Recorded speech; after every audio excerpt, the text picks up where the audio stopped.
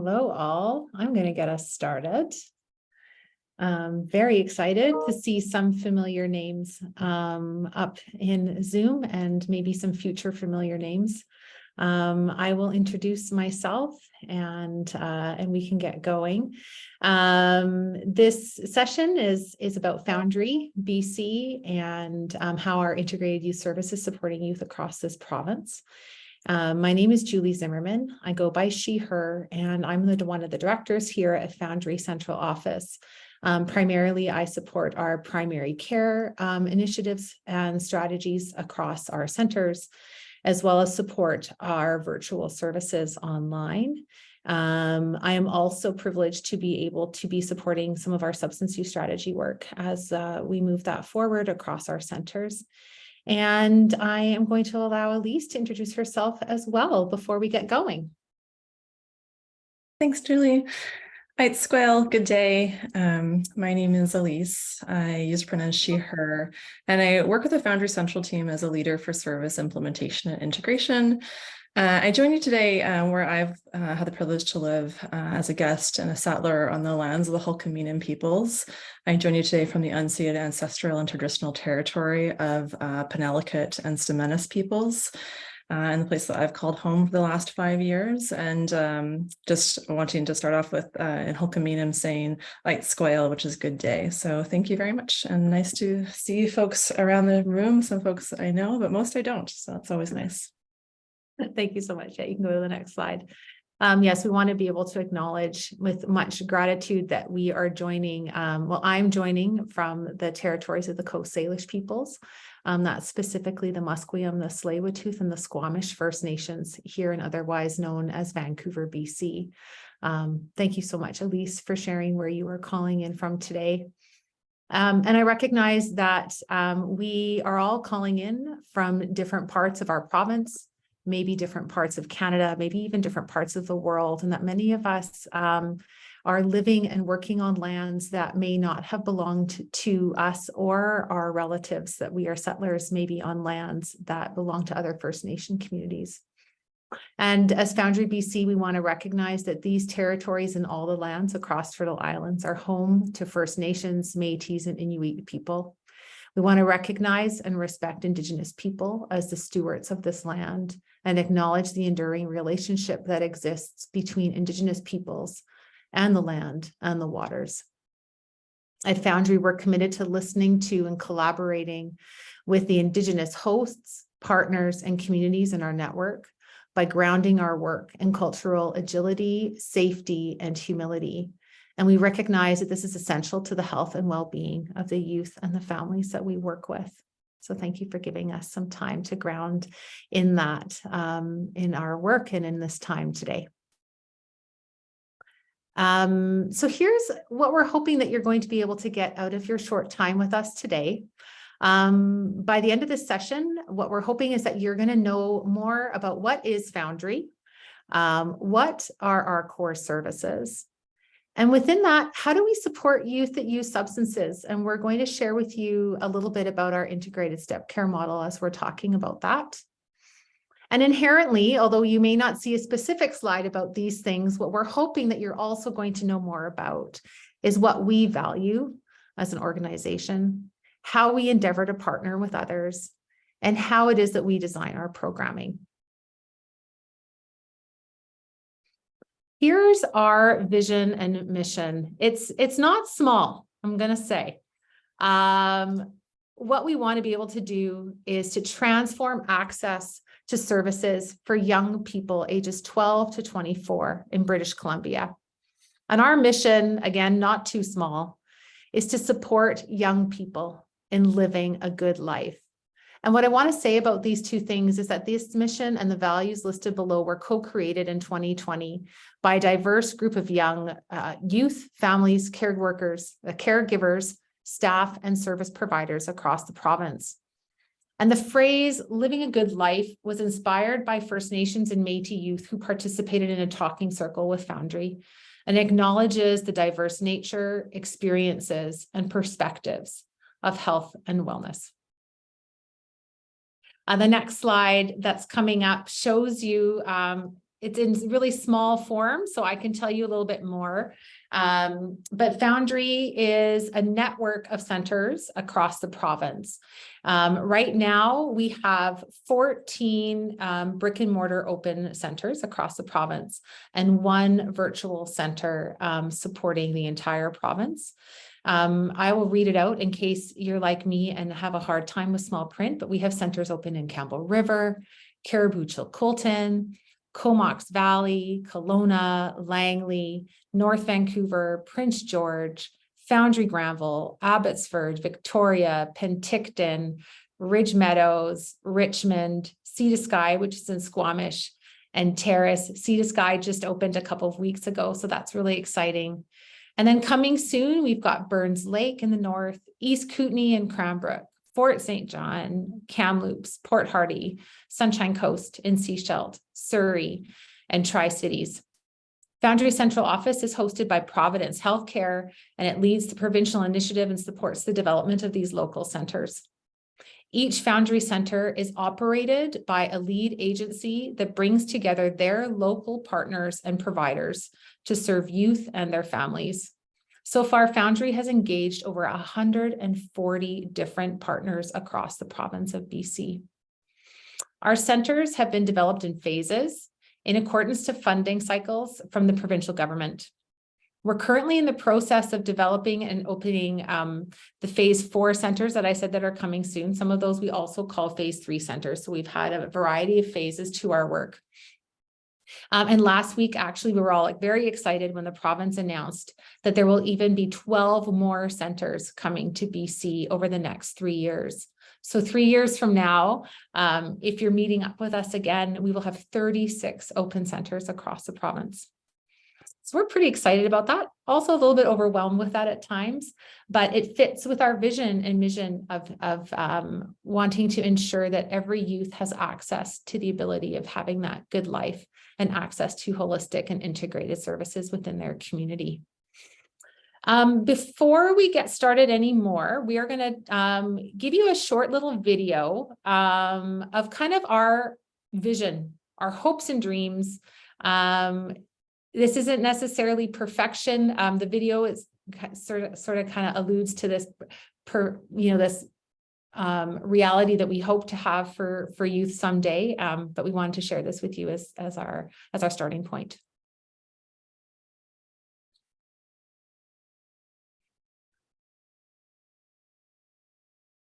And true to form, we don't have sound.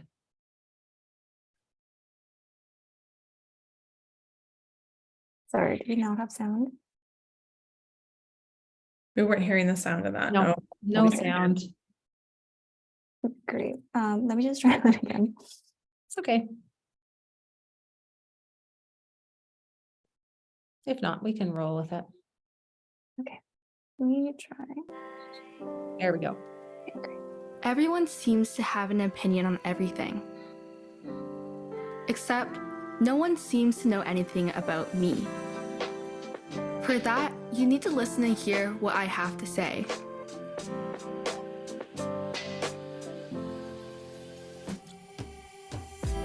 I don't want to be labeled or defined by a check mark in a box.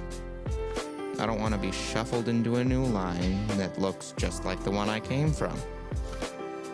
I don't want to see a professional who thinks they know more about me than I do.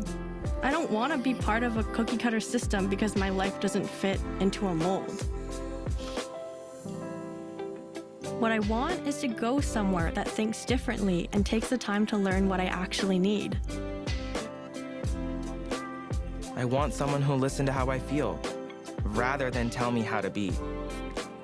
Who recognizes that what I'm going through is something the world has never really seen before, because the world has never really seen the real me.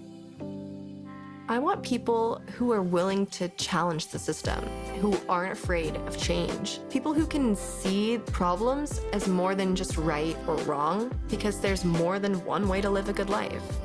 I want an organization that puts us and the people we care about at the heart of the solution.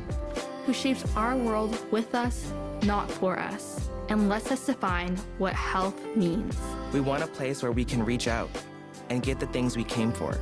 You know, the things that help us live, not just survive. Because the youth of today need more than what's been done in the past. We need change. We need somebody to care. Someone to care about us. We need more than just healthcare. What we really deserve is care in every part of our lives.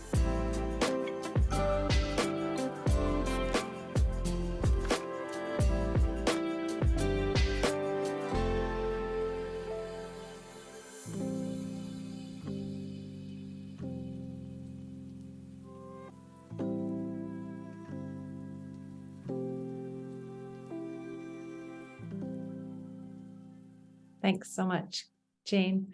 That's our desire to be that thing. Sometimes we do that better than other days. I'm going to pass on to Elise so that she can share a little bit more about how we endeavor to be that place, space, and people for young people.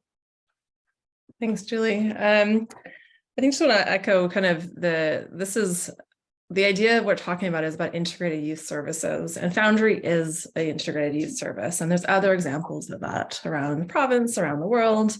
And just wanting to always say, like, whatever we're doing in communities to integrate services, it leads to improvement in service experience for young people. So just want to kind of put it situated as Foundry as a part of that puzzle. It can be a piece in the puzzle in the landscape of someone's journey and what they're trying to access and what's going to help them connect to meaning, connect to vocation, to connect to work, to connect to all these other things.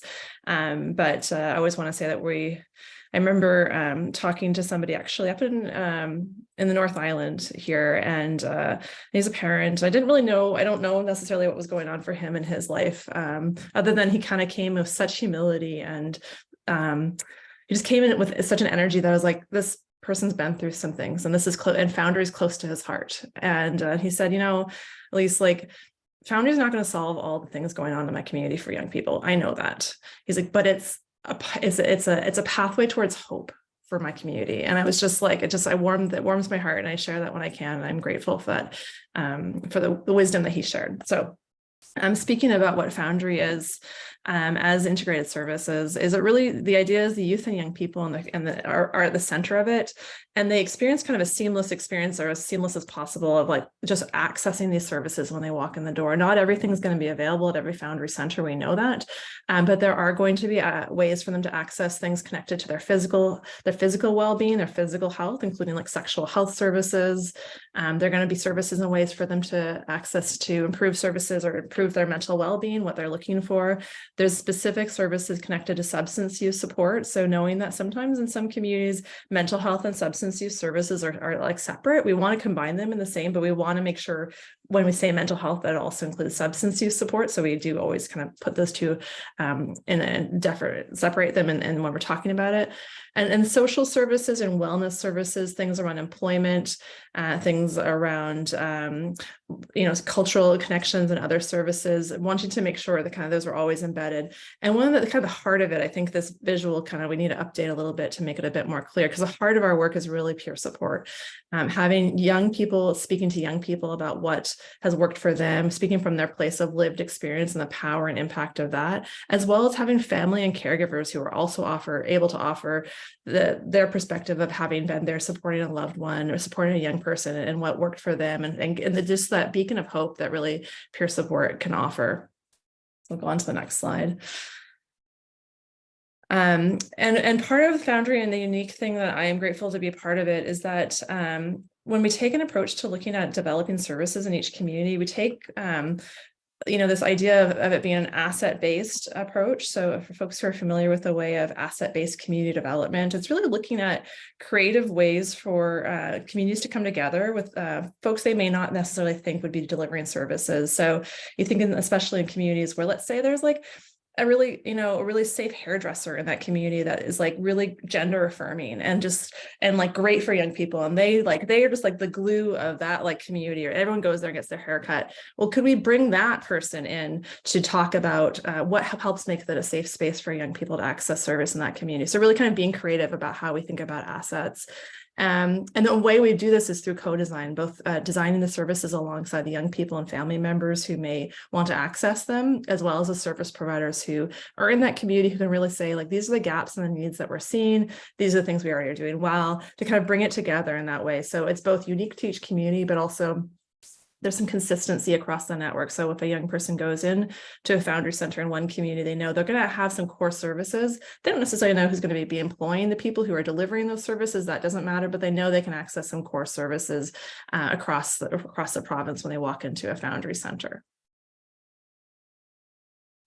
And so one thing we also want to make sure is we, really are trying to include family, and what family means for every young person is unique, at wanting to make sure that people really have that circle of care coming alongside them. And if I don't know if folks saw the last keynote, but Nicholas was talking at the end about what really one of the things that was a big shift for him was having, I think, because he had mentioned his fiance and his parents, I believe, there in the room with him. And so having young people define that, but we know the importance that family and supports can offer to young people. And we know it improves folks' ability to kind of connect in with folks and to reach the goals that they're looking for.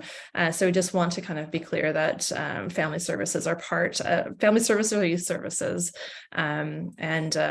And this definition of family was developed by our provincial family advisory and provincial family representatives, and kind of coming together to make sure we're being as inclusive as possible when we talk about family. I'll go on to the next slide. I think I already spoke a little bit about this model of the peer support, but just being really clear that it's around the idea.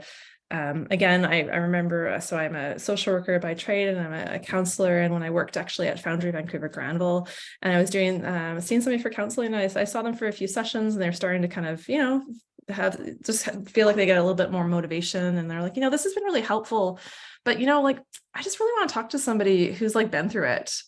And I was just like, oh, that's amazing. That's the role of peer support. Amazing. Yes. And the connection they made with peer support was so deep and so long lasting, even though if they didn't necessarily continue to come back. I saw that transformational shift in that young person. And I saw that again and again. So really looking at kind of increasing that feeling of connection. So again, making people feel less alone, and just looking to see like this as a core part of the service model that we offer. I'll go on to the next one. And often youth and family peer support can be the first point of contact. It can be the standalone service, so that's the one thing they access, and then it can be like that situation that I experienced when I could connect somebody in and have that kind of enhanced service experience. And also, the other benefit of peer support is it can create like this idea of like different ways of folks connecting in with employment and health and and healthcare and mental health care and the helping and social services. So it can also be like a way to kind of connect in to see, is this what I want to try? So it has that ability as well. So I'll just go on to the next slide. The other part of our model is really looking at cultural wellness, like social services, things that look at young people and their holistic well-being, and services and experiences and programming that really looks to look at what's going to help a young person in their wellness journey. So it includes cultural wellness, programming, land-based activities, and helping people connect in with things that are meaningful to them, that really kind of quest. I think Julie probably, if she was speaking to the slide, would speak better to it, because as an occupational therapist, it's like often a skill that folks bring, but really connecting in those ways. Another core part of our service model is our Foundry Works and Education program. So again, helping folks connect in with work and educational experiences that can be supported in. A lot of times there's employment programs that help people figure out where they want to go, but like kind of the service has to end when they get into that place. Whereas Foundry Works and Education really helps to support the young people while they're in those jobs, while they're in that schooling, to provide some support along the way. So it's not just like, okay, you're in there, good, well, this time is over. It's like the ongoing kind of relationship and connection as desired and as the young person may want. On to the next slide. Well, and I think too, with the social services, I'm thinking back to another speaker earlier today, Dr. Sassy, and his reference to a recent BC CSU report from youth around their desire to get support in their social services. alongside their substance use service supports, or maybe before they get support in substance use services, and really being able to see that holistic approach to care, and being able to look at all sides of care for young people. Which brings us to primary care. So we have a primary care stream, or a medical service stream within our centers at Foundry. And maybe even just to go back a little bit, just to recognize that none of our services require a referral. So one of the things that we've created within Foundry is the ability for any youth to come into our center and to receive any of these services at any time, as far as like a drop-in service in particular, as well as all other ongoing services. And we'll chat a little bit about that later when we talk about our integrated step care model. But youth can come in and receive medical service within Foundry. What we find is, especially with people, because we see people between the ages of 12 and 24, you can imagine that we don't see a lot of people with, congestive heart failure or end-stage diabetes. A lot of the things that we do see are things related to sexual health, things related to mental health, things related to gender affirming or gender-based care, and substance use. Those seem to be the things that our young people are coming in for a lot, as well as some of the other things too, sore joints or a bad cough, but those are often the reasons that people are coming in. And that it's important to also recognize that that our medical services team is really meant to be team-based and collaborative with the rest of the integrated services that are going on in Foundry. And so oftentimes, similar to Elise, I worked at a Foundry center as well on the North Shore. And I remember lots of times where a youth would come in wanting to see a doctor for something, and being able to get what they needed from the doctor, but then as well got a connection with a counselor or a peer support worker before they left the building, because that doctor or nurse practitioner recognized that it wasn't just medical services that was going to be of benefit to this client, but that there were other things going on for that client. And so really they're at that heart of that integrated mental health and substance use service that we provide. As well, just as we go on, we're going to be chatting a little bit more about where and how we integrate substance use services within our work. Oftentimes when youth are coming in, they may not be indicating that substance use is something that they want to be working on. And it's often in the doctor's office that they're disclosing for the first time that perhaps they're using substances in a way that is alarming them. And so it's often our primary care team that is having some of those first discussions, as well as peer support or counseling, when folks are sharing some of their substance use. You can go to the next slide. Thanks, Julie.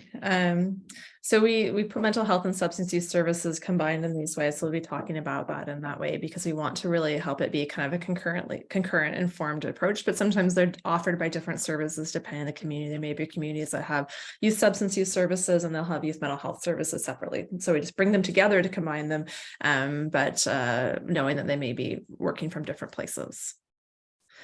And so we'll talk the next slide. So some of our core service offerings, again, across the province, regardless of kind of how or who else in the unique needs of how each community uniquely fills these roles, is having walk-in counseling available. So walk-in counseling has changed since the COVID pandemic, in terms of not all services are walk-in based. You may call ahead, but same day, single session counseling that is by, in the moment, harnessing that motivation in the moment. We use a solution-focused brief therapy approach, which really believes that the young people or the family members have internal resources and internal strengths that will help them, that they've already been using, that can build on going forward, so that there isn't necessarily the dependency that they need to return, but they can return as much as they would like. So, but the idea is that each single session is its own standalone kind of therapeutic event. So that's when we use the word single session. Doesn't mean you only get one session. It just means like one session at a time. So that's a bit about walk-in counseling. And then the other way we kind of structure our mental health and substance use services and program is by this model called an integrated step care model. So we'll talk about that. And really the idea of it is that we want to make sure there's different levels of intensity available so that, I've worked in different settings, but generally in a place where it's just like people when they're, quite far in their substance use or quite far in their addiction, that's when we see them, as opposed to like making sure that there's different levels of intensity along the way. So we have that early intervention as well as that, like as well as that like full on intervention. Those are both offered. So you can offer something if a young person's coming in and saying, I want to talk to somebody about this, that there is something for them to be able to do. So. And even a lot of times just the real story is they don't want to talk about it. They just want to come in and sit and hang out in space or do a puzzle or play video games or do something that's going to connect them in. And then they're like, maybe then they want to talk about it or do something. So I'll move into the next slide, please. Thanks. So what step care is a model that is not unique to Foundry. It is, again, it's an international model. And the idea is that there's an evidence-informed approach at each different step. The idea that the most effective and least resource intensive is offered so that people don't have to like delve into like, 4 days a week of therapy. They can do like once a week, or even they can do as needed. Like there's different offerings so that young people can and their families can figure out what's going to be the best fit for them given their life. And that really it's structured around the young person's goals and what do they want and how might they achieve them. Move on to the next one.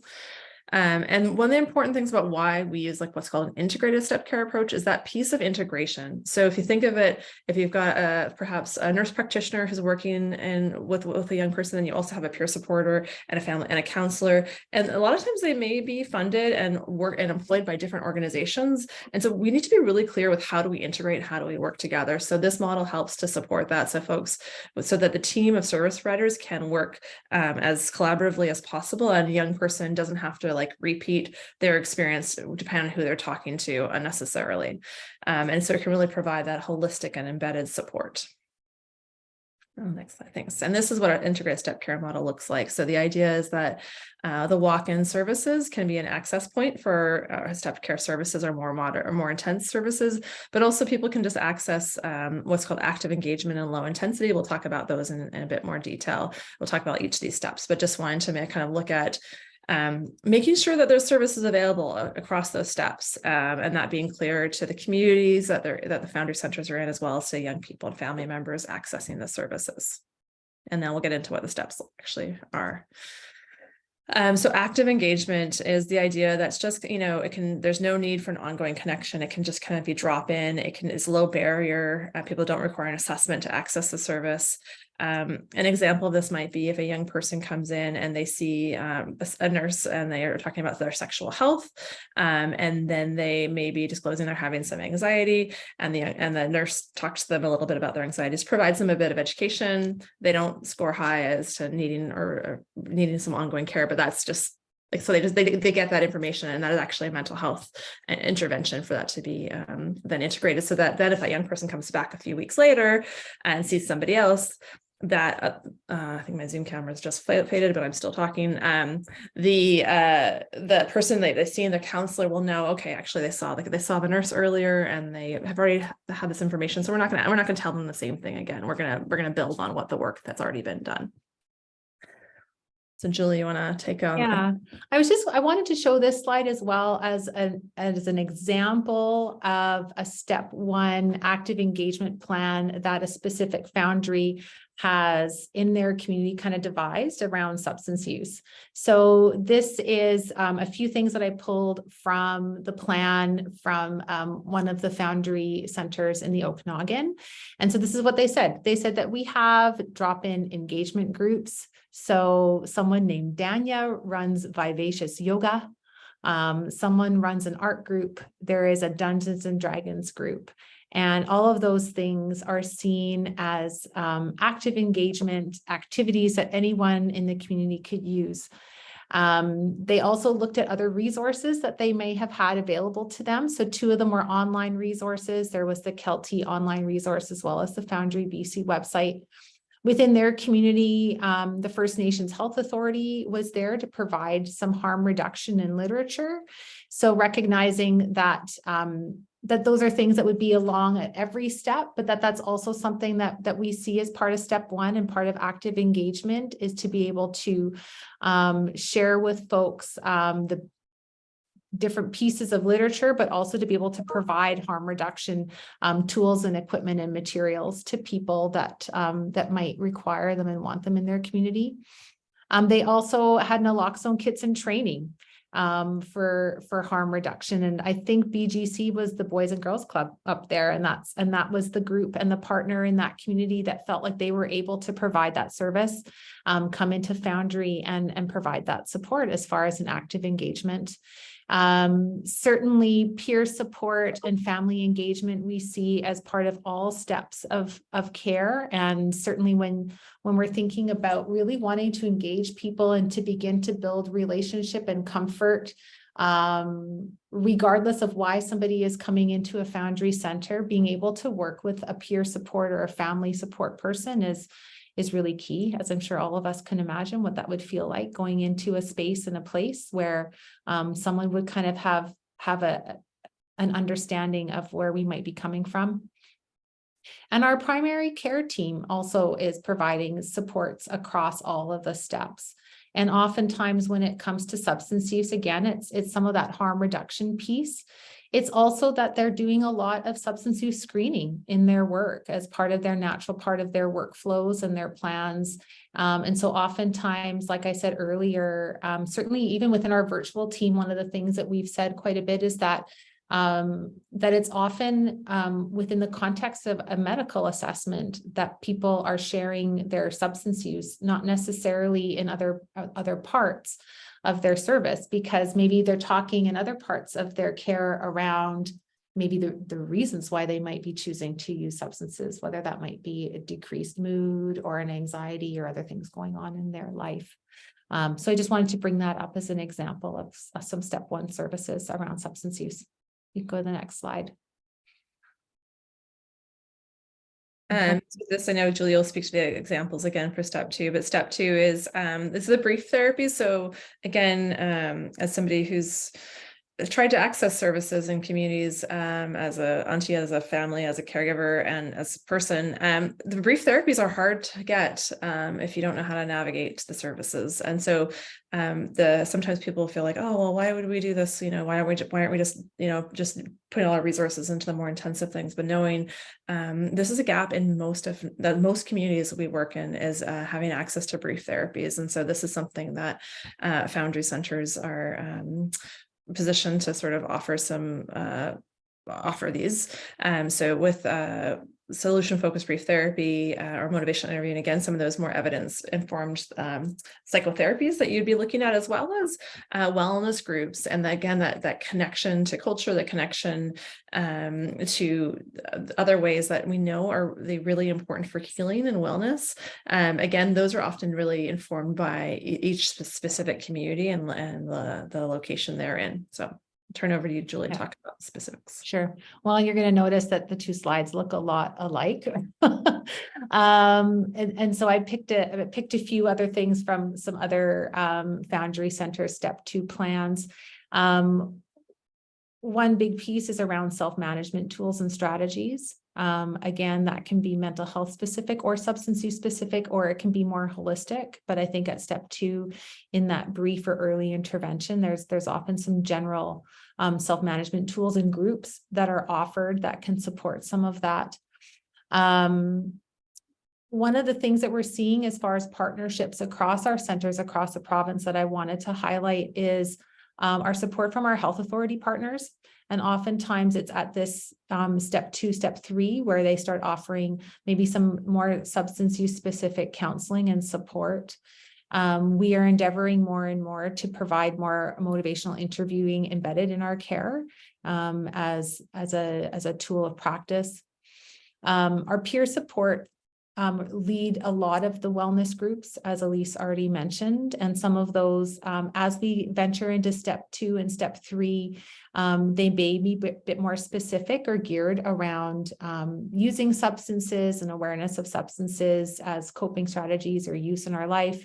Oftentimes at step two, it's at that engagement stage again, where we're allowing people to explore their relationship with substances. Again, we have family support. Sometimes at step 2, step 3, we do have some communities that are providing kind of support groups for families of youth that use substances.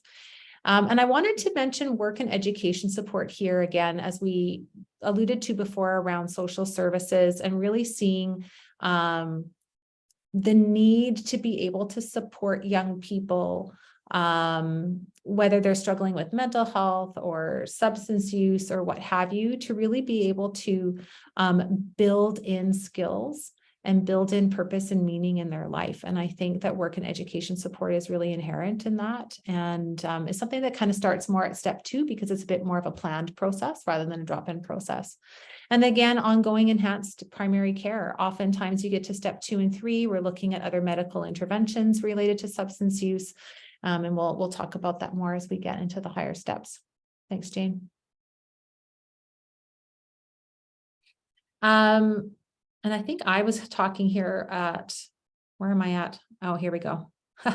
Sorry, I'm clicking and clicking at 2 separate times. I'm going to ask Elise to bring in a couple of things as well, and then I can add in at the bottom of it. Is that okay, Elise? Yeah, for sure. So when we look at the step 3, again, it's often a gap in many communities. That access to actual individual counseling, and recognizing that whether it's cognitive behavioral therapy or acceptance and commitment therapy. The reason we put cognitive behavioral therapy, these are specific therapies that we are trying to offer infrastructure support for training across, and as well, it's these are therapies that are evidence for many different reasons why somebody may access counseling. So that's why it's a bit more generalized than some of the other therapies, but doesn't mean that if somebody is a practitioner in a different therapy that they wouldn't also be able to offer that. We just want to be clear that it's again, that kind of time limited review of like after, 12 sessions, what's the next course of counseling. So that's kind of how our individual counseling is set up. Also having facilitated structured therapeutic groups, and then the individual kind of substance use counseling and going into that. So I don't know if Julie, if you wanted to speak to something more specific. Well, I was going to add too, because we one of the misses on our slides is our intention to be trauma informed in all of the work that we do. And I think sometimes we forget to put that in because it's so embedded in all of the work. But I just want to make mention of that as well, that a lot of the work that we're doing, especially at Foundry Central as well, is really trying to endeavor to ensure that all of our work is trauma informed and that we have pathways to ensure that we're providing support that's trauma informed all the way up our steps. And I think even at step 3, step 4, one of the things that we also start to embed, it's more on the virtual side in some of the larger centers right now, but we're really trying to build out our dialectical behavioral therapy supports as well. That's not at all the centers, but it's one of our kind of goals to have that. Within step 3, you certainly see much more specific closed and open groups around specific topics. So one is that we've endeavored to kind of use the SMART recovery model and kind of and reframe it for youth. I know some of the different places they've renamed it. They've said, let's talk substances is the name of that group. And then we continue on with some of the other therapies, but sometimes they just end up being for a longer period of time. They may not go for just 1 to 6 sessions. It might be 8 to 10 at this stage in the game. Oftentimes at our primary care side, we're looking at things like OAT for people that might be using opiates. And so the majority, I would say the majority of our centers at this point are, if not OAT capable, kind of on the way of being educated and being able to provide opiate agonist therapy across the centers. One of our pilots right now is to also create a hybrid model for those more remote or rural communities that may not have 5-day-a-week access to OAT service. We're looking at being able to provide it virtually within our virtual team in collaboration and partnerships with our on the ground centers. So maybe next year we'll be able to tell you how that's gone, because we're right in the middle of that right now. And really being able to start looking at shared care models between primary care and psychiatry. I'm always scared to say psychiatry because it is an elusive tool that we don't always have access to, but within our model, we always hope to be able to have partnerships with either the health authority or MCFD to be able to provide consultative shared care psychiatry. Yeah. Go on to the next one. And I think you can kind of see that in step 4, oftentimes that higher intensity service is where we're really endeavoring to partner and refer on to services that might be located more within health authority or MCFD systems. Oftentimes we're looking at things like maybe really specific addiction medicine supports, again, psychiatry. And oftentimes when you get to step 4, the complexity of the client's presentation is really changed. Maybe you're looking at an early psychosis intervention, CYMH, which is the child and youth mental health system within MCFD. Sometimes if they're over 19, we're hoping to get supports from adult mental health or concurrent disorder services within the health authority. And so we're really, what Foundry's role at that step 4 level is to recognize and inform and refer on, but then also to be back to receive back those folks if and when they don't require that high intensity of service anymore, but may require something else in the way of step 2 or step 1, so that they're still getting some sort of connection if that's something that they so desire. And then the next slide, a little bit of a different slide here. Oftentimes in our culture, we are encouraged to go against the grain, to do something different, to change the way things have done. And often, certainly Foundry as an entity, we are endeavoring to go against the grain. But here I'm saying we also are endeavoring to go with the grain. So what do I mean by that? Our heart is to go on a journey with a young person, helping them to have the good life that they want. And so we're trying to go with the grain that the young person has come in with. What did they say their goals were? What were they saying that they wanted to have different in their life? And really trying to go with that grain to move those youth forward in their wellness journey. Oftentimes, they're not coming in with a problem that is obviously substance use. Sometimes they're coming in because they're having trouble sleeping at night, because they're worried about exams. Sometimes they're coming in because they're struggling with being with people and they have high anxiety when they're with people and they're wanting help with those problems. And so we go with the grain of that. We go with those challenges and we endeavor to help meet the needs and meet the goals that our young people come up with. But I think at the same time, what we're also trying to do is go with the grain with communities. I think that goes back to what Elise talked about before about asset-based community co-designed programs. We're trying to see what already exists and being able to capitalize and encourage and kind of multiply what already exists in a community to make it better for their young people. And so the rocket science there, it's not rocket science at all. We're often not trying to change anything, but really make stronger what already exists in communities in order for those communities to be able to care for their young people. And so hopefully from that, you can hear a little bit about what we do, but also kind of what is at the heart of what we do, what we value, and how we hope to help the young people in BC live a good life.